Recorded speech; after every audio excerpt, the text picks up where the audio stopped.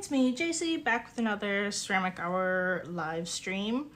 I finished glazing the 4 paint palettes that we were working on, and I'm working on, I finished up 2 of these bunnies. You can see they have their clear glaze on them, and I have to wipe up the bottoms for those real quick here, and then I'm working on this cat. After doing this, I just realized cats have like kind of like more of a slit kind of eye. I don't know if I want to redo it. I mean, it's not like quite done. I need to kind of like make it more round and stuff, but now I'm like not sure. So this one is just going to be sitting off to the side. And then I thought we could glaze some little tripod, little ear plant holder guys. And then if we still have more time, we can work on putting some resist and underglaze on this little cowboy boot. So I think that should definitely like be good. Like enough things for us to do on the stream here. So let's work on these bunnies real quick. Just getting my sponge nice and wet. I find that these like I get these like, I think they're natural sponges. And then they come in like a little square, and then I just cut them up into smaller bits. Like they're usually like, I don't know, they're usually like this big. But I'll just cut them up into like little smaller guys. I feel like, I don't know, it's a little bit easier to handle. So you can see how, just like they're little itty bitty drops that dried on the wax resist that we put on here. So we're just going to very gently just kind of wipe some of that off, and then make sure we have like a nice smooth line here.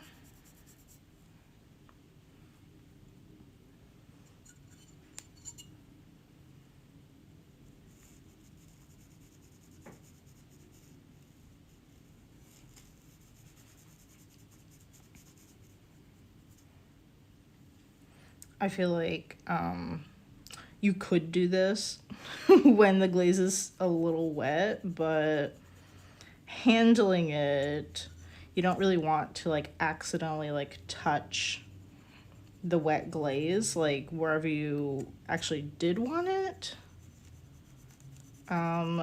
So I kind of feel like you sort of have to do like, probably like wait until it's been dried to do this.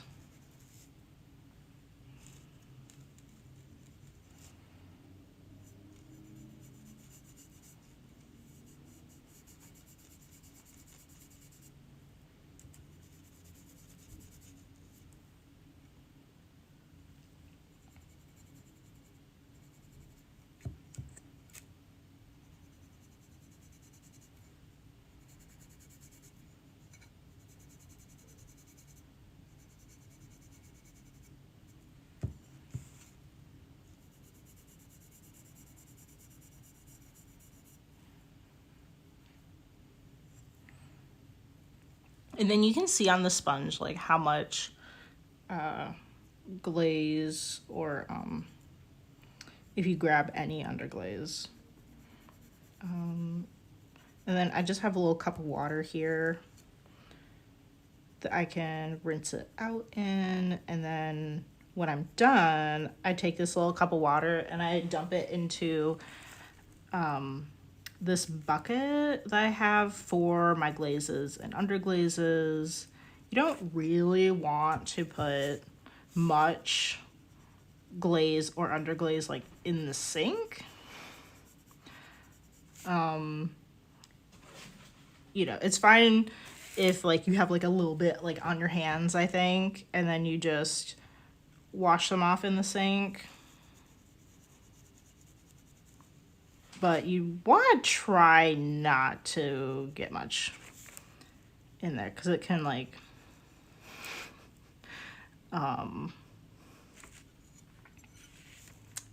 you know, kind of eventually make its way into like the local ecosystem. So you don't want that to happen. You just don't want to put like a ton down the sink.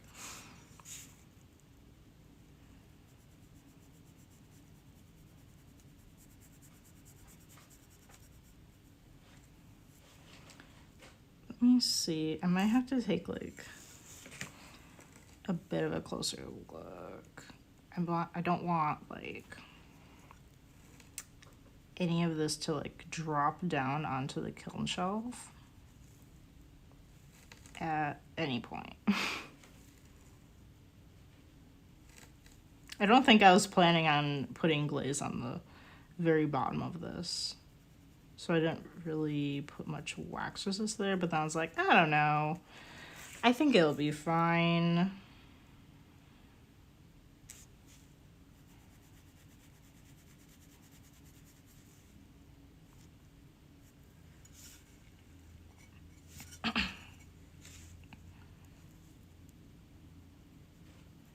Just gonna clean up the little spot over here.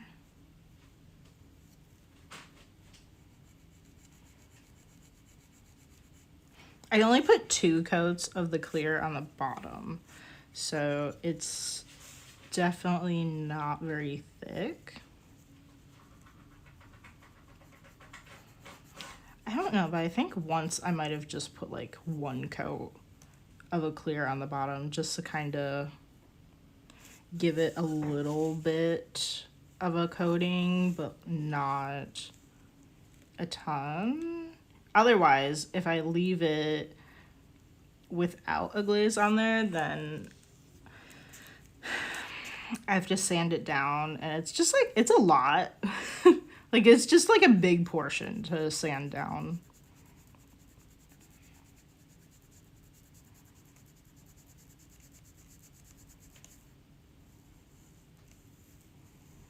Okay, so let's just kind of go around here.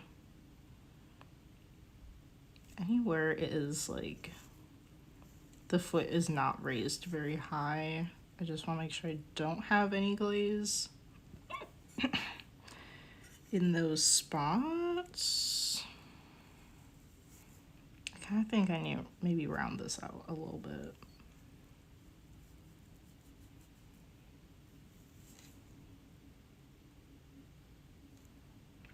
Okay, let me just take a good final look at everything.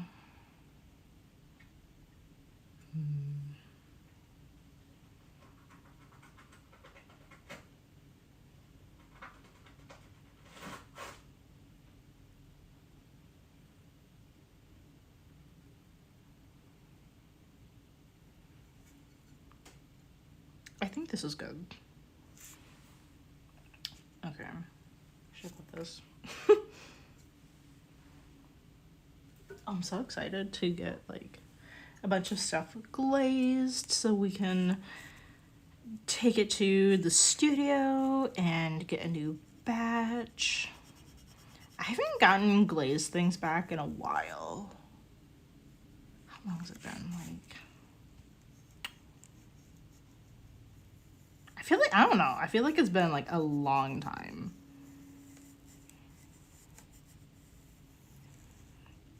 I got bisque back like not that long ago, but a glaze firing was, I don't know, a couple months.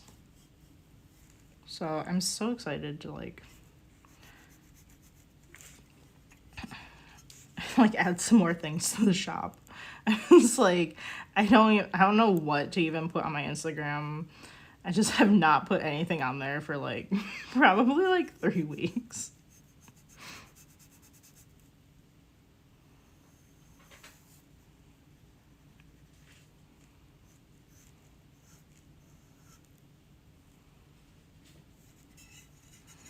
Although the algorithm is definitely not in my favor. Probably because I'm not really making like YouTube videos. I think they really want reels over like just like photos. So I don't know. It's just kind of like the thing that I kind of feel like is happening. I don't actually know. But they're really not sharing like my posts out with like very many people at all. And that might even like include like some of my followers. Maybe. I don't. Yeah, I think. Because like. I don't know. The whole algorithm thing is really complicated. Unless you like star people. And then I think it just kind of, it just knows to make sure that it shows you the people that you star. Or like, I don't know. It's not just following. It's like you actually have to like manually go in and kind of like, I don't know. It's not really like, I kind of want to say it's like sort of like favoriting, but like I follow my brother and I just realized that it doesn't show me like any of his posts because I don't like comment on any of them. But like I want to see what he's up to. You know, like people don't use Facebook anymore. So I had to like star him, and now it like shows me when he posts things on Instagram, but otherwise it wasn't showing me any of them because I don't really engage that much on his posts. I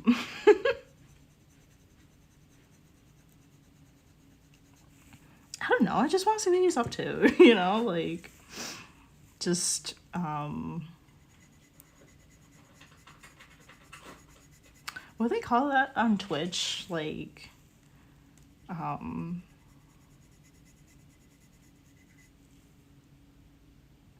I can't think of the word. Lurking. Yeah, I just want to like lurk.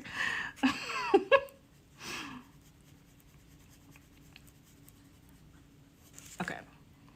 Let me just take a once over glance at everything. Just kind of make sure that wherever I didn't like put wax resist on, it's going to be okay. I think this looks good.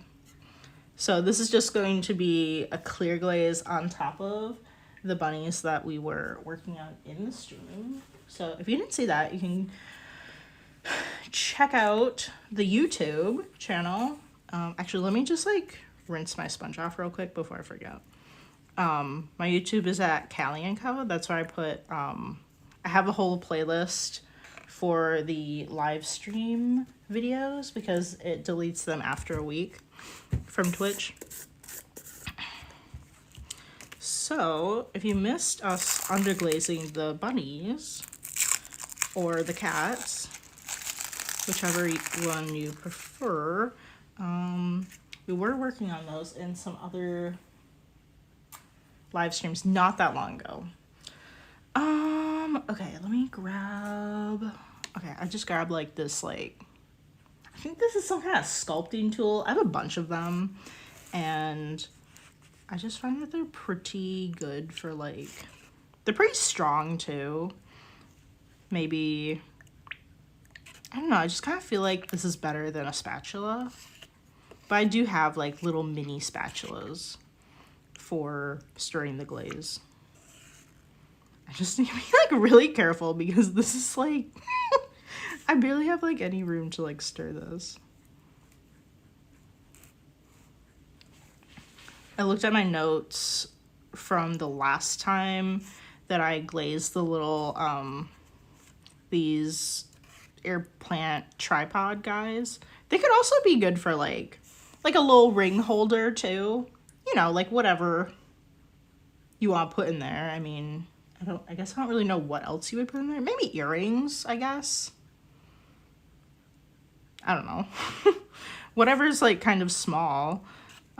Maybe like, wouldn't it be cute to put like crystals in it? Crystals, like AirPod, or not AirPods, air plants. They just kind of look weird if they're just sitting, like just sitting on your table. So they'd be kind of cute, like a little thing to like prop them up in. I have a very small, cheap, like nothing in it is rare, kind of like crystal collection. I just think they're pretty cool. And some of them are just so weird. Like sometimes I just like can't believe that it just like formed naturally like how it did. I think like a cheaper example of that would be pyrite or like fool's gold, in how, I mean, it obviously has like like a cubic structure. I don't think it always does. I think it sometimes has like a cubic structure, and like it just makes like perfect little cubes. I mean, sometimes there's like, you know, a corner missing or something just because it wasn't quite perfect, but I mean, all things considered, like it's pretty close to being like a perfect little cube. And I think they're so weird. Like, I don't know. There's just something kind of weird about it. Because I think a lot of times when people say like natural, they don't, you know, they think of things that are asymmetrical. And I don't know, things that just kind of have like a wonky, maybe curvy kind of design, and a lot less like geometric, but like there are geometric patterns in natural things too. It's just not quite as common. I'm not really like a science person, okay? I don't really know like a ton about like a lot. Okay, I don't know. There is a lot of like math, like whatever, like math in like flower formation and whatever with the petals, and I don't know. And that's it kind of goes, I think, hand in hand with science, I guess. But anyway, I don't know, I just think like crystals are pretty cool. And it kind of like it piques my interest a little bit more when I don't know, like to know a little bit more about crystals, because it kind of goes in with like ceramics, sort of, sometimes, like I don't know, like the presence of like iron or something will, you know, kind of dictate certain colors that are in a glaze, but it also will color crystals too. You know, like crystals get their colorants from, you know, I think generally the presence of like minerals, at least naturally, but you can also like heat treat crystals too, which I don't really know that much about chemistry, but that's like one way you can change crystals is like, let me just grab, what brush do I want?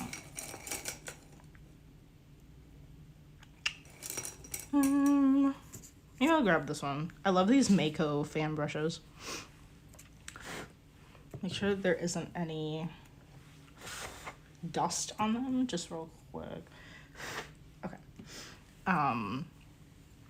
But like if you heat treat amethyst, you actually get citrine, which is really cool. But also kind of like kind of lame at the same time, because if you see citrine on its own, Like, you'll be like, oh, that's so cool. But then it's like, oh, well, it's just like colored by, you know, some person in like a lab or whatever. Just heating up some amethyst. So it's like, I don't know, slightly less cool maybe. But I just think they're pretty neat. And it kind of, I'm not really like I don't know, I've never really been like that great in terms of like chemistry. But it does kind of pique my interest because some of that stuff is pretty cool when you know it has something to do with like ceramics and like glaze composition and that kind of stuff. I'm not really like creating my own glazes or anything, but some of it's just kind of cool to know.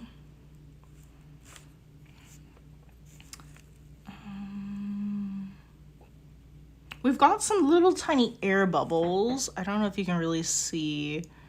We'll have to kind of like dab at those with maybe like a smaller brush. Let me just kind of tap some glaze on the sides of these, or on the rim a little bit. I don't really know how much I want to put on here.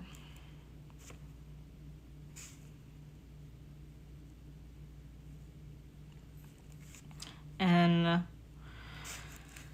what did I do last time? For the last tripods that I did, I just kind of like tapped some glaze on here. I didn't go like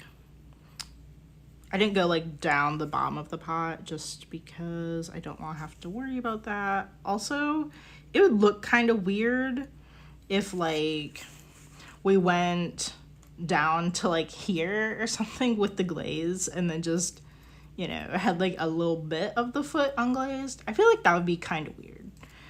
I mean, if I wanted to, I guess we could go down to like here, but I don't know.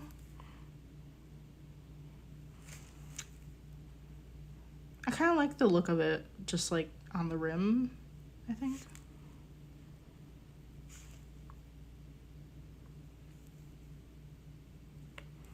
Okay, and then I think we'll do maybe more of the rim with the smaller brush. Oops. I think I have 12 of these little guys, but they're all like, these are the only ones that are like, I think relatively the same size. So I'm definitely doing these ones in the same color, just so I can kind of renew my Etsy listing with the same one. I've just kind of realized recently that I should probably not just make one-offs, and it's good in terms of like, well, I'm on both Etsy and Makerplace, but I think it would like be good for both online shops, in terms of like searchability and whatever. I know Etsy kind of has like, what do they call it? It's whatever, like the search visibility. They more recently made that information more accessible to the shop owners, which like earlier you'd have like no idea like what ranks you in the search. But now they're actually kind of like giving you some tips and like helping you out more on improving your search visibility. But I've just now more recently realized that like maybe I should not just have like one-offs, and it would probably be really good for my like search to have you know, to like renew listings with things that have sold out, and anybody that previously liked that stuff would know you know, if they came back to it later, they would actually be able to buy it. Kind of that whole thing. So I'm like, okay, it's probably good not to just do completely random like colors and stuff for the things I make. So I'm trying to make more like duplicates or like more of the same things, maybe. Duplicate is not really the right word.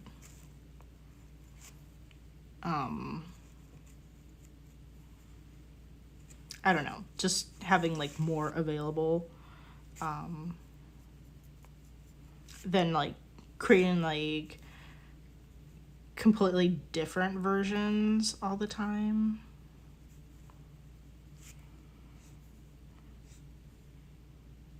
So maybe that will help my Etsy shop. So last time I did, it was actually 2 different like glaze combinations, but they ended up turning out extremely similar. So I'm gonna have at least these 3 that I can like renew that listing with, and then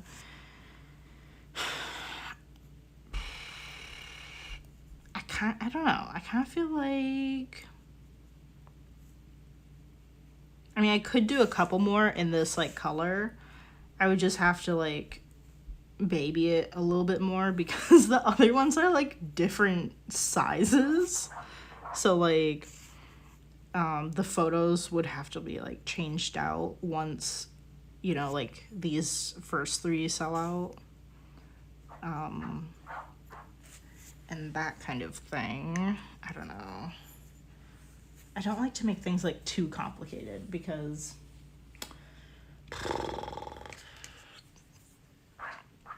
then it's just so annoying. Like, man, it's really annoying, like in the first place, like managing like 2 separate like storefronts, because if I sell something, I might forget to go and update the other shop. And you don't want someone to like buy it and then it's not available. It's so awkward because then you're like, oh, sorry, that's like sold out. But typically my shops are like pretty chill. Things are not like selling out right away.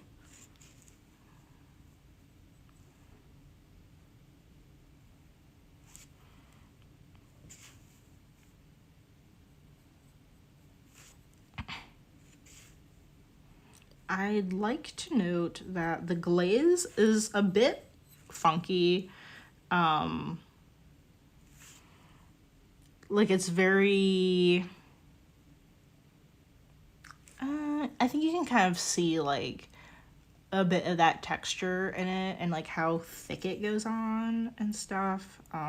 This is pretty similar to how it was acting with the paint palettes that we were doing earlier last week in the stream.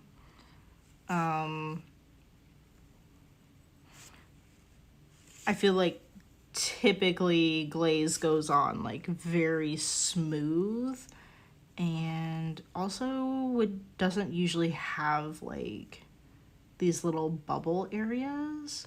You know, we have like, I don't really want to call them pinholes because I feel like they're pinholes after they're fired, but some of these little dots in here just like do not have any glaze there, and you can see through to the clay body. So that is not typical of brush on glaze. I just happen to have some that are a bit funky. I don't want to bash on Georgie's, but the 2 that we've been using are Georgie's glazes. I feel like other people have mentioned to me, like on Reddit, that Georgie's, I don't know, like formulation, or I don't know, whatever, that their glazes are a bit I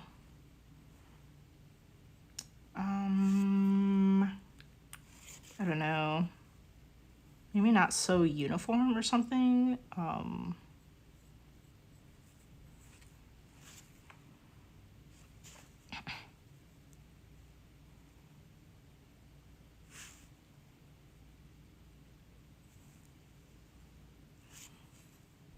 But they are really nice. The one that we use for the paint palettes, I use that on so many things by itself, but it's also really great on just like in combinations with other glazes. So despite it being really like annoying to work with, I'm still going to use it. It definitely, like, these are definitely taking a lot more time than it should to glaze.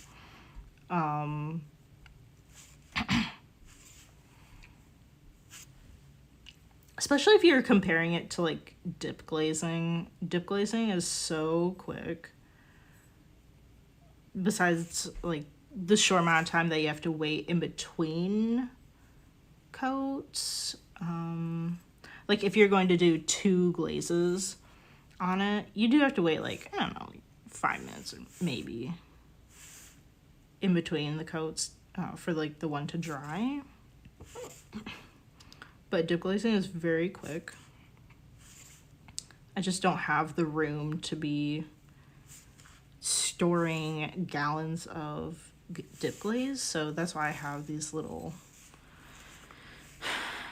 pints. I'm also not like, I'm only doing this, you know, like in my free time.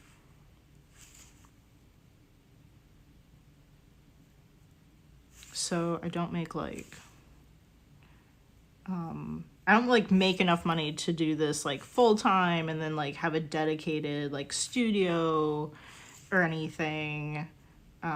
You know, because if you had like your own studio, you probably have like probably a lot more room. I'm just working in my like 1-bedroom apartment.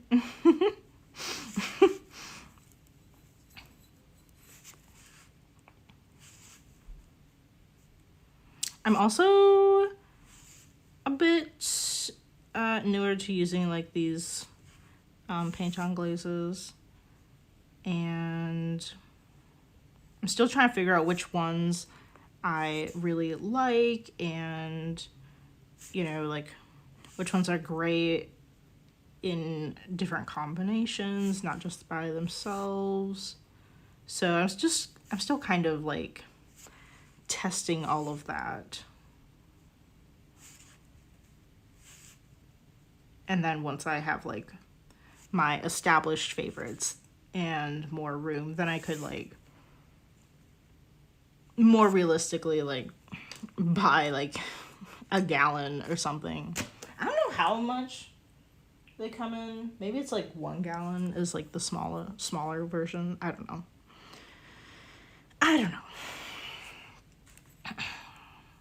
And then when you do brush on glazes, you want to make sure that you want to try to go in different directions with the brush, or else you might see the brush strokes on the piece after it's fired.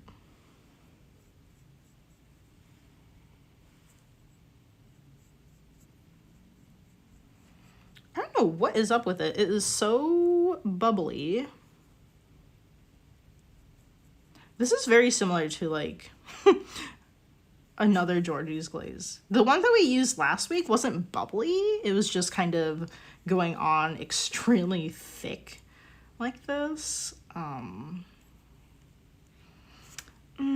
think I'll just kind of like tap the sides, but I don't really want to put a ton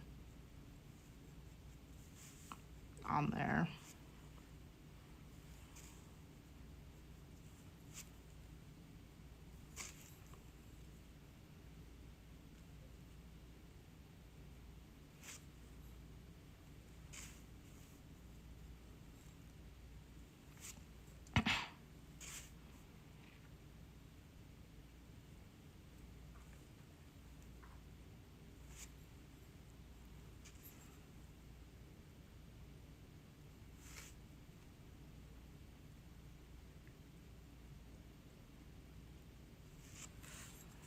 Okay.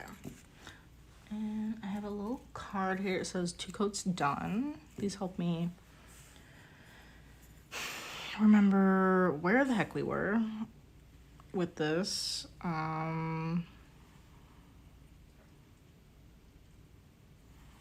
me see.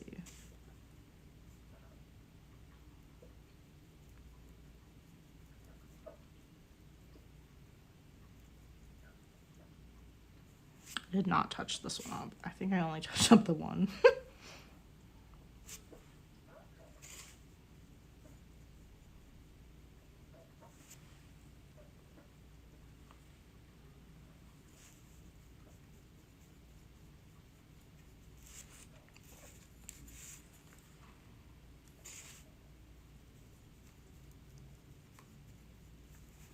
Oh, the brush thing also applies to applying underglaze.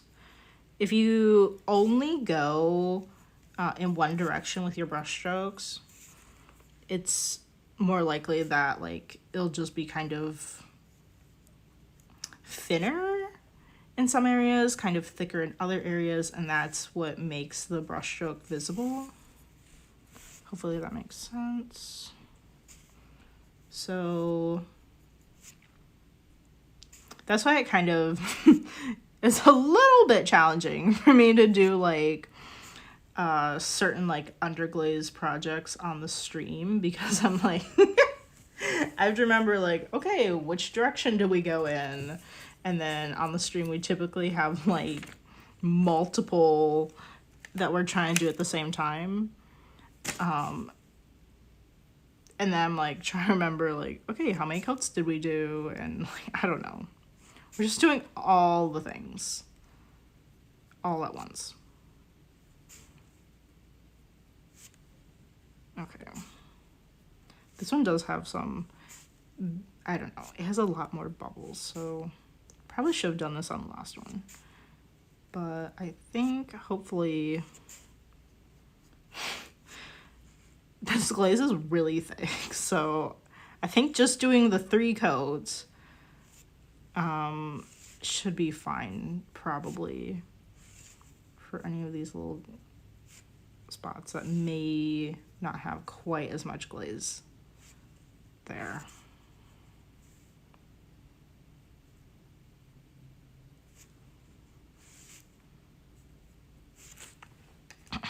Okay. Oops.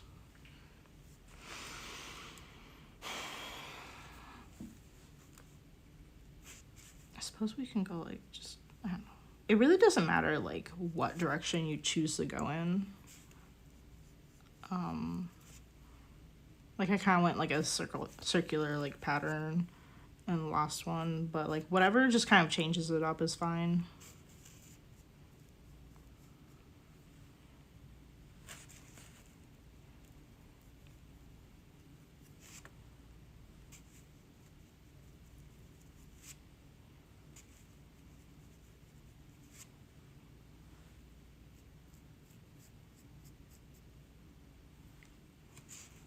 We missed this little corner over here. Yeah, let's do the sides. Actually, I don't know if I did the sides on the last one. We're really neglecting that like middle one there.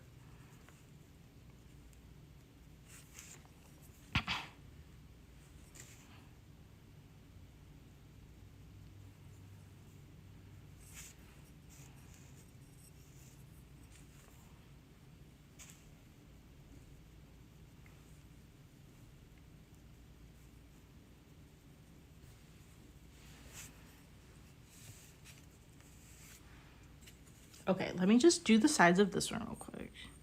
And then we'll just do some touch-ups for the holes on really just all of these. So I guess we'll just go back to the first one maybe. And then after that, I'll do the 3rd coat.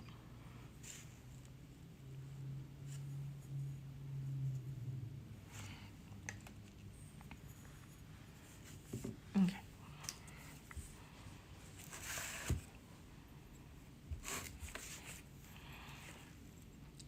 I don't know if this is like, I feel like this is necessary. I guess I don't really know.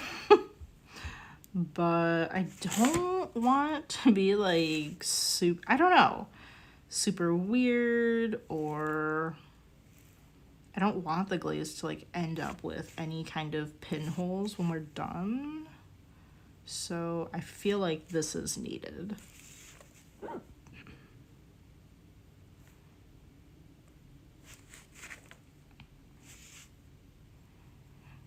And there's so many little tiny holes on this thing.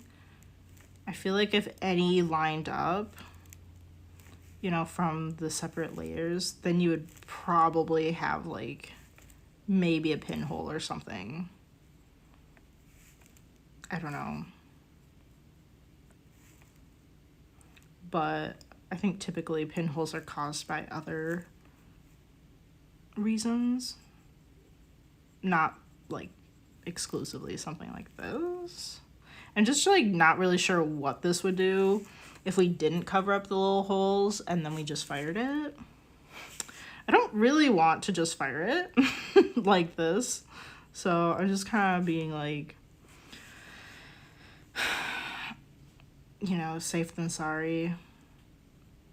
I don't know if there's anything wrong with the stuff that I get back from the kiln. Like, I'm like so like sad. I'm like, oh, the poor little guy didn't make it.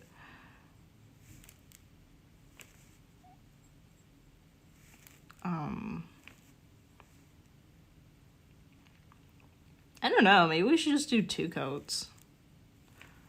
I'll have to look at my notes and see what I do with the other one, but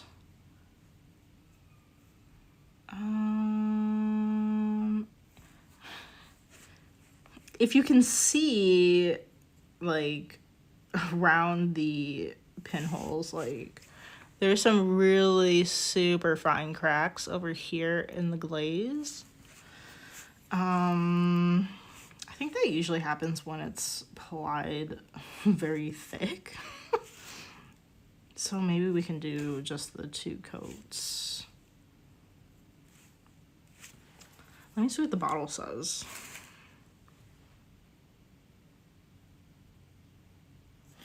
Applying with the brush 2 to 3 flowing coats.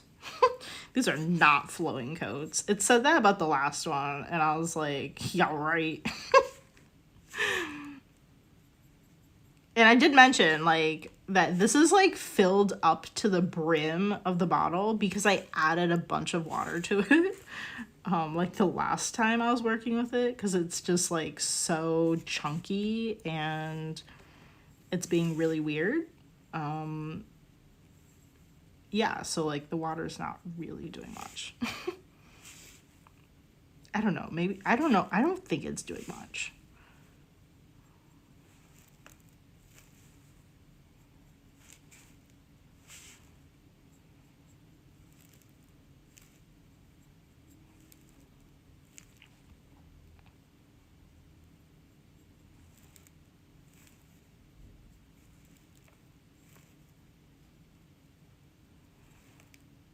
I do think with pinholes, I'm pretty sure that I've heard that you could like maybe reapply glaze and then like refire it.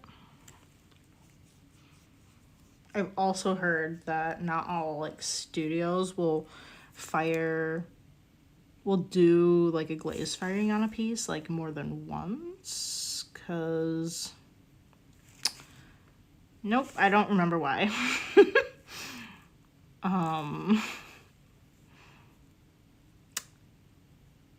I have heard that it can like weaken your piece a little bit if it's glaze fired more than once. Because I think it's just like something to do with like being exposed to that heat.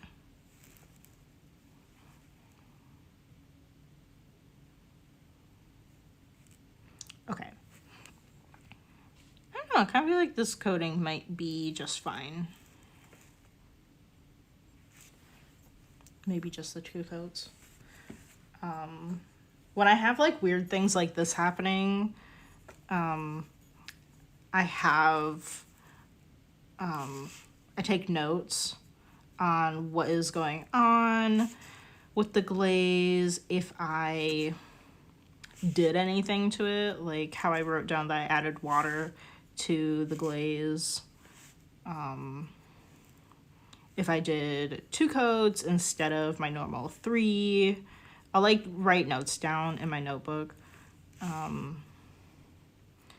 And I don't make like a ton of things. So I kind of try to write down like what batch it is. I don't know, I suppose that would work for someone that makes a lot, maybe. I don't know. But I have like, so each glaze firing that I do has a batch number. And then that's mostly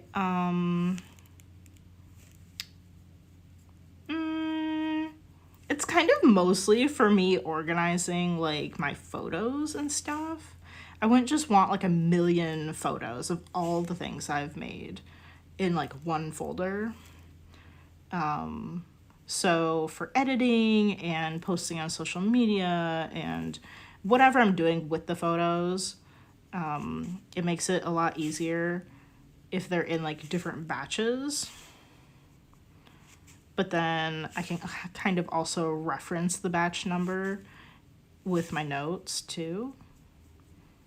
Be like, oh, like these tripod air plant holders glazed in batch whatever, 8 or whatever. I did 2 coats instead of 3, and the glaze went on very thick. And there are a bunch of little tiny holes that I tried to cover up. I don't know, just like leave notes and stuff like that. And I don't know, it can be helpful.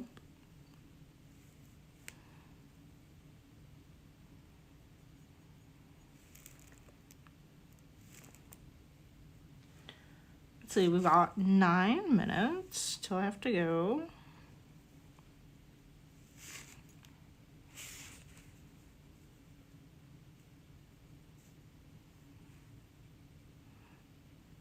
It's especially important when I'm doing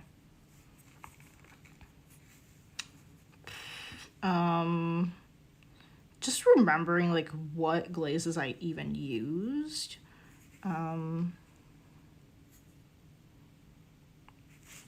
So I have a physical notebook that I take my notes in, and I'll just draw like a very rough picture of like what it looks like.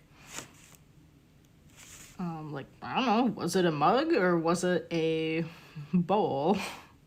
Just like flipping through my notebook, it's a lot easier to find. Because I have like other notes in there too.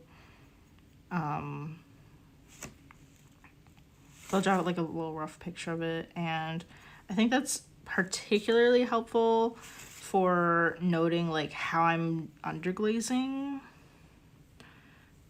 Because I don't always use them straight out of the bottle. Sometimes, I don't know, maybe I'll try to do like a 50-50 ratio of like one underglaze mixed with another underglaze. Or, you know, like I'm trying to lighten it, so I added some white to it. And that is really helpful for me to remake colors like while I'm like working on like the same piece, and have to like mix up more like a week later. Or if I made a piece like a year ago and I want to try to match those underglaze colors that I used earlier, but like it wasn't just like straight out of the bottle, or even if it was straight out of the bottle, I have like I don't even know how many underglazes I have. I have a lot. I have a problem. Every time I go there, I'm like, oh, that's such a pretty color. And I just like buy it.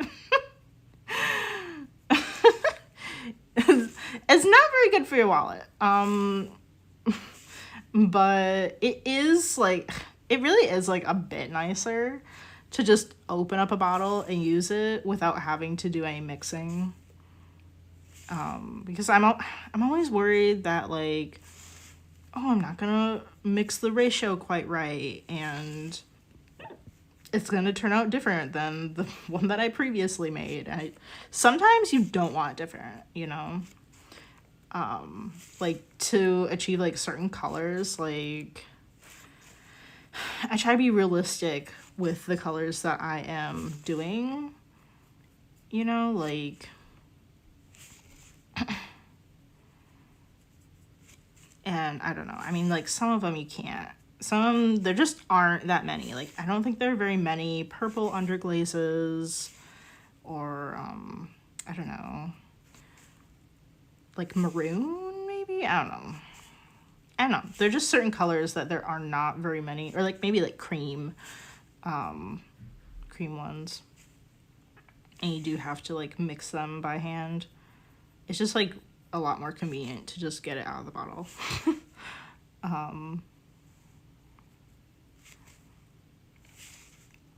But that's just me.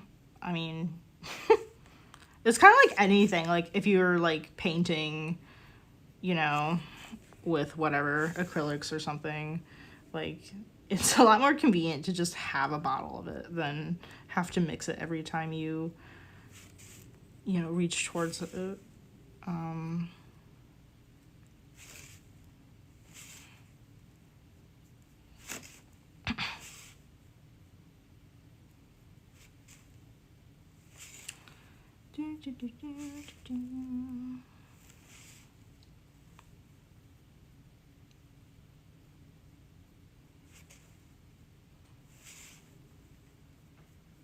But for my notes with the underglaze, I just do ratios. So I'll be like, okay, I used a third of this color, a third of that one. And then like, it doesn't matter like the quantity, like if you're mixing up a ton of it or if you're just doing a little bit. Like you should pretty easily know like how much of each needs to be used.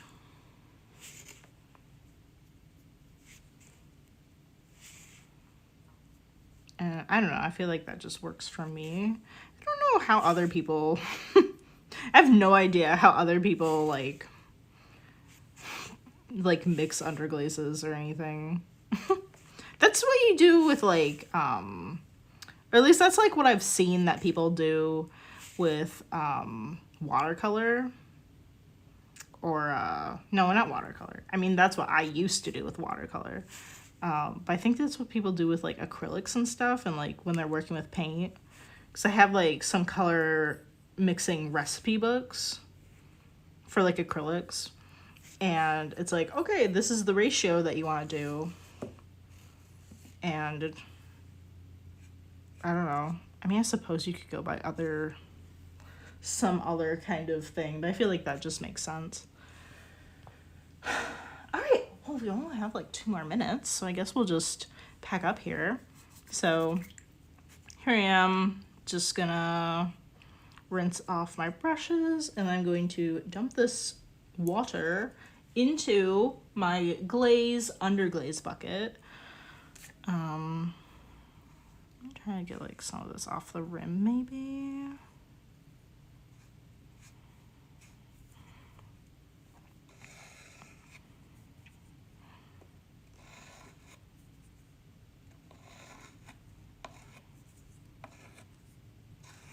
Okay.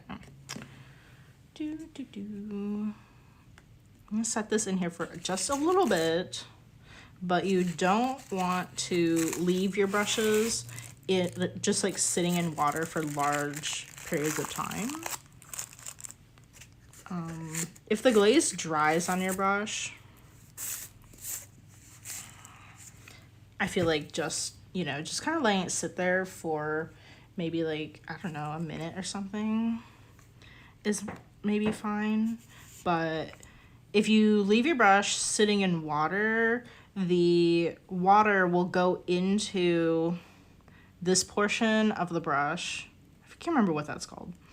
And it will loosen up the glue that's holding the bristles. So you don't want that to happen because the bristles will fall out. Let me just like clean off the glaze from this little sculpture carbon guy. Okay, that's like pretty much all of it. Yeah, and then for really wet things, I just kind of like put it on my apron or, you know, whatever, just kind of like dry it out a little bit. And then you want to dry your brushes sitting horizontally. You don't want to put them in a cup standing up, okay? Because if you put them in a cup and they're standing up, any water is going to drip down into that metal bit, and then of course like loosen up the glue and ruin your brush. So always just lay them flat down until they're dry, and then you can put them back in the cup. Anyway, I hope you guys liked the stream today. We're so productive. We cleaned off those bunnies and we got these guys nice and glazed. I'm gonna look at my notes, but I'm kind of thinking maybe we'll just go with 2 coats on these. Typically you apply like 2 or 3 coats if you're brushing it on, but because it's cracking on these, I'm not really sure if I really want to put like a 3rd coat on, because that might just be too much because it is applying it so thick. I don't know. This might be fine. But yeah, well, that's our stream for today. Thank you so much for joining either on Twitch or YouTube, wherever you happen to be watching. I really appreciate you guys being here. And for anybody watching on Twitch, be sure to follow along so you know when I come on for videos. We will not be streaming Thursday and Friday, September 12th and 13th, because I'm going to be in the office, but otherwise, I'll be here. For anybody on YouTube, be sure to subscribe, give the video a thumbs up, maybe leave a comment or something. So great to have you guys here supporting me wherever you are watching.